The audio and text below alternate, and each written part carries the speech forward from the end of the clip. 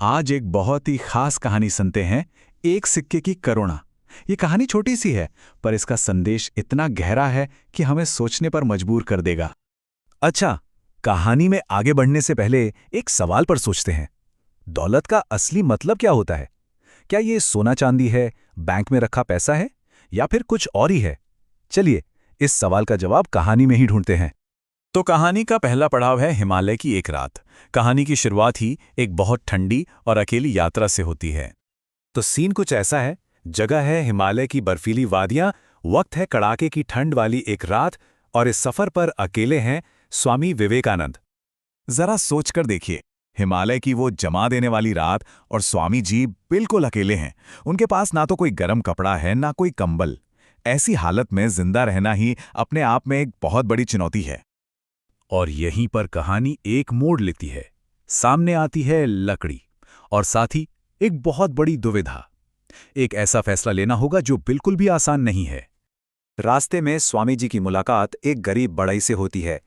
उस बढ़ई के पास सिर्फ एक ही चीज है, कटी हुई लकड़ियों का एक ढेर, और यही उसकी और उसके परिवार की रोजी रोटी का इकलौता जरिया है। ठंड से बचने के लिए स्वामी जी उस बढ़ई से एक बहुत सीधी सी गुजारिश करते हैं।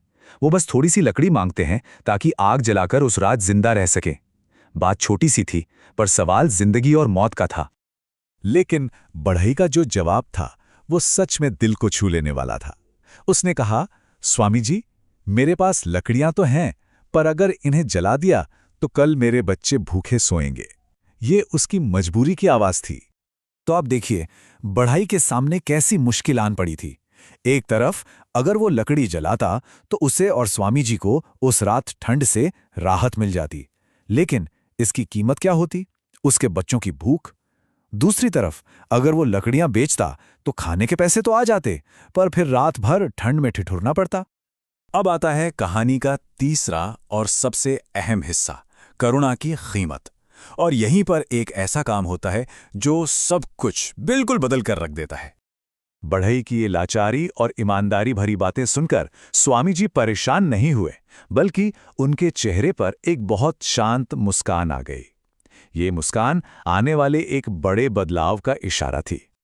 और फिर स्वामी जी ने वो शब्द कहे जिसने पूरे नजरिए को ही बदल दिया। उन्होंने कहा, भाई, जिंदगी में कुछ चीजें पेट की भूख से भी बड़ी होती हैं, और उन्हीं में से एक है करुणा। ये एक बहुत ही गहरा संदेश था।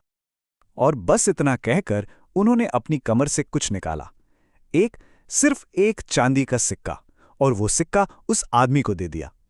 ये समझना बहुत जरूरी है कि ये कोई मामूली सिक्का नहीं था। ये उनकी पूरी यात्रा की आखिरी पूंजी थी। उनके पास इसके अलावा और कुछ भी नहीं था। उन्होंने अपना सब कुछ उस बढ़ई को सौंप दिया था। स्वामी जी का ये त्याग देखकर वो बढ़ई एकदम भावुक हो गया। उसने फौरन लकड़ियां जलाईं, और फिर उस ठंडी रात दोनों ने आग के पास बैठकर साथ में उस गर्मी को बांटा। ठंड पर करुणा की जीत हुई थी। तो अब कहानी के आखिरी पड़ाव पर आते हैं, सच्ची संपत्ति। अगली सुबह उस रात की घटना एक गहरा सबक बनकर सामने आई। सुबह हुई, और जब स्वामी जी वहां से निकलने की तैयारी करने लगे तो उस बढ़ई ने उन्हें रोका। उसके मन में कुछ था जो वो कहना चाहता था, कुछ ऐसा जो उस रात ने उसे सिखा दिया था। उसने कहा, स्वामी जी, आपने मेरी गरीबी में भी मुझे इंसान होने का मतलब समझा दिया। आज से मैं भी दूसरों की मदद करूंगा। देखिए, करुणा का एक छोटा सा काम कैसे किसी की पूरी सोच को बदल सकता है और अच्छाई की एक नई लहर शुरू कर सकता है। इस पर विवेकानंद ने एक और गहरी बात समझाई। उन्होंने कहा, भाई, ये मत सोचो कि दान सिर्फ अमीर लोग देते हैं। दान तो वो हर इंसान देता है जिसके दिल में ईश्वर बसते हों। मतलब देने का ताल्लुक पैसों से नहीं, दिल से है। तो इस पूरी कहानी का सार क्या है? सबक ये है कि असली दौलत पैसा नहीं है। असली दौलत तो दूसरों का दर्द समझने की शक्ति है, यानी हमारी सहानुभूति, हमारी करुणा। या इसे ऐसे भी कह सकते हैं कि जिसके पास जो कुछ है उसे देने का साहस रखने वाला इंसान ही असल में सबसे अमीर है। और जाते जाते ये कहानी हमें एक बहुत जरूरी सवाल के साथ छोड़ जाती है। वो कौन सा आखिरी सिक्का है जिसे हम सब ने भी संभाल कर रखा हुआ है और जिसका इस्तेमाल हम करुणा के लिए कर सकते हैं? हो सकता है वो हमारा थोड़ा सा वक्त हो, या हमारा कोई हुनर, या किसी के लिए बस 2 मीठे बोल। इस पर सोचिएगा जरूर।